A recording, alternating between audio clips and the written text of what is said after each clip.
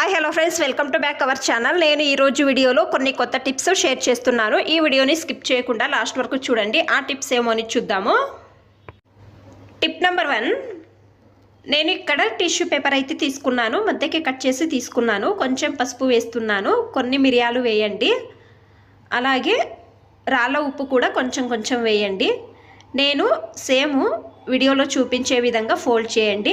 మీరు rubber band అనేది వేసుకోండి. మనం రెగ్యులర్గా రైస్ తెస్తాం కదా, రైస్లో పురుగులు పట్టకూడదు అంటే ఎక్కువ రోజుల వరకు మీరు ఫస్ట్ రైస్ తెచ్చినప్పుడు బాక్స్లో అయినా పెట్టండి, లేకపోతే సంచిలో వేసినప్పుడు కానీ ఈ విధంగా పాకెట్లు చేసుకొని పెడితే పురుగులు అనేవి పట్టవు. కావాలంటే ట్రై చేసి చూడండి ఒకసారి.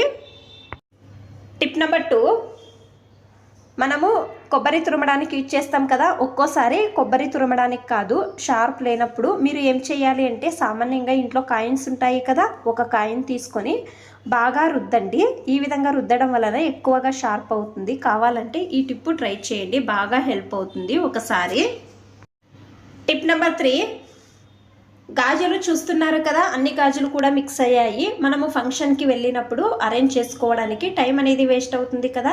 మీరు ఫ్రీగా ఉండే టైంలో ఏం చేయాలి అంటే ఈ గాజులను సపరేట్ చేసుకోవాలి. చూడండి, ఈ విధంగా తక్కువ గాజులు ఉంటే సేఫ్టీ పిన్ అనేది వేయండి, లేకపోతే ఎక్కువ గాజులు ఉంటే దీనికి నేను ఇక్కడ పాతది రిబ్బన్ కట్ చేసుకుని ఈ రెండు సైడ్లు వేసి సేఫ్టీ పిన్ అనేది వేస్తున్నాను.